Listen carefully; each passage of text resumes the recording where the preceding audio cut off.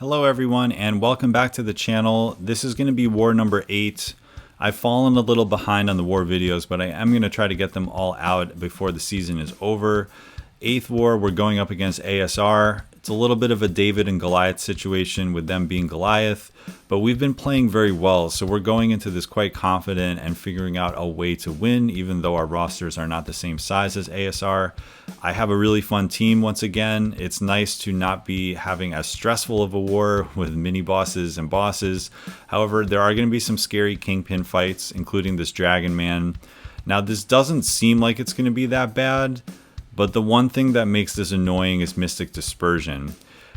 So it has heal block, so I'm not running the recoil tree. It also has the buff and balance weakness. That's just going to be helping us ramp. We're not going to be having those weaknesses stick onto us. But the thing is, Kingpin does have a lot of buffs in his kit. He has the Unstoppable, he has any dexes, and then additionally he has the Overpower buff, which we just got there. So if the power charge is going on Dragonman and we're having buffs expiring, like right now, we're in real danger of pushing him. So I'm really hoping he throws the special 2. What I'm noticing though is I think he's only running 4 out of 5 Mystic Dispersion, because for sure if he had 5 out of 5, I think that would have just pushed him all the way red. So I definitely lucked out there, but I was running an invuln. Now the special 3 of Dragonman is a little annoying because he goes unstoppable and unblockable after, but I would still think that Kingpin would be able to survive it and just kind of get out of the corner, maybe use his own unstoppable to help him get out, but it definitely would have been something I wanted to avoid. So I lucked out. I do think that's why if you're placing Mystics, that MD5 is so important, because once we got out of that sticky situation, it was just absolute domination by the end, and Kingpin is a real stud. So now we're going to heal him up, and I wanted to keep this in because mastery swaps were still free this week. This was the week of Battlegrounds, and I did my best to try to maximize the masteries that I was using. So I left these off in the last fight so that I could quickly turn them on, and then I would be able to go straight back in while still boosted to the hazard shift Terrax that we're about to take. But yeah, this was sort of my strategy. I did leave 7 points or 8 points on the table, but then I was able to quickly swap them on and get back to the war map and hopefully still utilize our boosts and not be losing anything. So we still have the invuln on. I am going to probably make it to Terrax with this on. It's the same strategy. I don't think I need power start 1 for this Terrax. I'd rather have invuln. And now that we do have the full benefit of the recoil tree masteries, we're going to be hitting quite hard. It's a good placement because that blood in the water node is sort of underrated, as we have debuffs on ourselves, which of course some of them are going to stick, as well as our own rage debuffs. His attack goes up. When his attack goes up, his rock field hits harder. It just becomes more of a thing to deal with. The hazard shift is also going to stick on us sometimes, and those are going to tick away. And then, of course, we are running recoil, so we will lose some damage when we throw specials. But the goal is to just, play him pretty normally, let the debuffs purify. Even if some of them stick, we're going to eventually get to overpower, like right there. I'm just sort of hitting him while he's stunned because I also have Petrify Mastery on. And then now we have to bait a special 2, but he's already almost down. Do look at my health, though. That's definitely the blood in the water node, helping him just get even more damage against me. But at this point, we get back to the overpower, and now one more combo, and he goes down without any issues. So yeah, definitely drained my health a little bit in that section 1. Had a little bit of a scary moment with Dragonman, but overall, it wasn't too bad. So next I'm going to move up to this Nova, which is going to be taken by one of our rank 4 Dooms, and no issue. And then coming up, this is my first time going up against this placement. It's a rank 4 Doom on the Shock and Bleed hazard shift. And this is a very scary fight because what we're going to see is the same Mystic Dispersion interaction that we saw with Dragonman, of course, because we have a Mystic, but also, as we've talked about with hazard shift, sometimes the debuffs are going to stick on Kingpin. It's because there's a very short cooldown. So when the debuffs are coming onto you rapid fire, some of them stick. And one of those debuffs can be a shock. And as you know, having a shock on you with Doom is not a good time. So right there, you can see we have a shock, and this is the first time I make this mistake.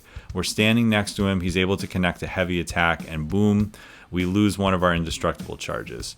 So now I mostly want to be pushing him to special 2s, which we're okay here. I can't hit him because of this dex on me. I need to bait this special. We get a nice clean dex. I don't punish it just to be safe, just to be absolutely safe. But the reason we want to avoid the aura is that the aura is going to basically allow him to nullify stuff on contact. It's going to allow him to get a shock. If we start hitting his block, if he starts hitting our block, then we're going to be getting some pretty nasty shocks on us and potentially get heavied. He does have the aura now. He's very, very free throwing the heavy attack. We just need to be patient. We need to be confident with the L2s and just know that Kingpin has all the utility and tankiness he needs to get this down. Doom is definitely a scary defender. There we go into overpower. So I'm really hoping that we can do a little bit of damage now, but he's just charging at us. He's throwing his heavy. Here comes a special 2. We don't get the evade, but my lord, that indestructible and the purification of the incinerate that went on us pretty much saved the matchup there. So that's a little bit of the boost. That's a little bit of Kingpin's kit working. Nothing to be ashamed of. This is a scary fight. And now we have the dexes down. Now we have the punishes down. I'm feeling a lot more confident because we probably survived the worst part of the fight. This has one eye open if I haven't mentioned it, so that's why we're not stunning him at all. I do think having recoil on is helping. It's just a little bit more damage. It's making things go faster. Against Doom, you basically never crit. That time I threw a special 1. It has a little bit of ability accuracy reduction. We get smacked again. He nullifies our overpower, so yeah, that was rude. But fortunately, he ticks away from that degen and he goes down. So the way I look at that is it's a very, very scary placement. Kingpin is a very, very good counter. As long as we stay cool and don't make any ginormous mistakes, everything's going to be fine. And that ended up being pretty cool. So next up we have Bishop here, and this node is also scary. I think because of his energy resistance, he's not going to take full damage from the shocks. And then additionally, the thing I tested is if there is one shock on him, you get a little bit of direct damage from his kit. He gets like the overpower. I think it's called overpower. I know that's what Kingpin's is called, but I think Bishop also has it, or overload, excuse me. When you are shocking him, you're going to be taking direct damage. But the good news is if it's one shock or if it's 40 shocks, it's the same amount of damage. So we can do like normal Nebula style here. I'm hitting into him, which because of the shock immunity that we have, that's supercharging our amp charges. So now we're already at 15. We're going to make our way up to 20. And then I just want to deliver these shocks, and I really hope that they kill him. I'm not sure if they are going to, though, because of his energy resistance. So here we're trying to land a re-parry. I bait in the corner. That time I missed. Thank God the regen comes in. Like, look how big that regen is. Here we go. We transfer the shocks. And because of the energy resistance, it's not quite enough to kill him. We have to take an unblockable special 2. This is getting pretty ugly. But then the shocks come into play and he goes down. So yeah, that was fun. I'm not sure what I would do differently there. I think maybe I need to basically hit him a little bit more and engage the opponent a little bit more. Maybe bait a special 2 from the beginning or something like that, and then deliver the shock so that that just completely kills him, because it just didn't do quite enough damage. So yeah, another learning experience with Nebula. Always good because I am getting assigned her a lot. When you have a new experience with her, you definitely learn. And speaking of new experiences with Nebula, this is going to be my first time taking this node and this placement with her. So this has the missing in action, which is very annoying. It's going to be putting falters on you. But that is part of the reason that we're bringing Nebula, because if I stay over 5 amp charges, she's going to be able to turn this off for the entire match. So right now I'm just holding block, building, and then once we get to 5, we know that everything about the node itself is turned off. Now we can't turn off power efficiency. That's just a mechanic of this fight. But the things to note is, first of all, he is unduped, which means our shocks can do full damage. I don't fully utilize that in this fight because I'm mostly looking for a special 3 rotation, but I actually probably could nuke him down sort of the normal Nebula way if I wanted to, but I decided to play it safe and go for the special 3 rotation, which puts us in the weapon overcharge and allows us to make shocks on contact. The thing about Ultron, I've talked about this before, is that all of his functions cannot be ability reduced. So that means if he hits us with a special one, he can stun us. His regens always happen. And also, if we hit his block too much, he can get some armors, and those armors can actually proc unstoppable armor, because that also is not subject to ability accuracy. Lastly, we have to worry about the the evade timer. That's just something else to keep track of. It's a lot easier now that he's been buffed, because you can visually see, like right there, we triggered the evade, but we knew it was coming, so we got right out of the way. And yeah, it's just a little slow, but she has complete control over the fight. We don't have to worry at all about the miss, and we don't have to worry about the unstoppable armor timer itself, because she's turning off those armors with no issues. So as long as we don't hit his block too much, as long as we don't accidentally parry and get rid of our charges, then we're pretty much just going to outlive him here by just dexing his specials, not getting hit, and just knowing that we're completely in control.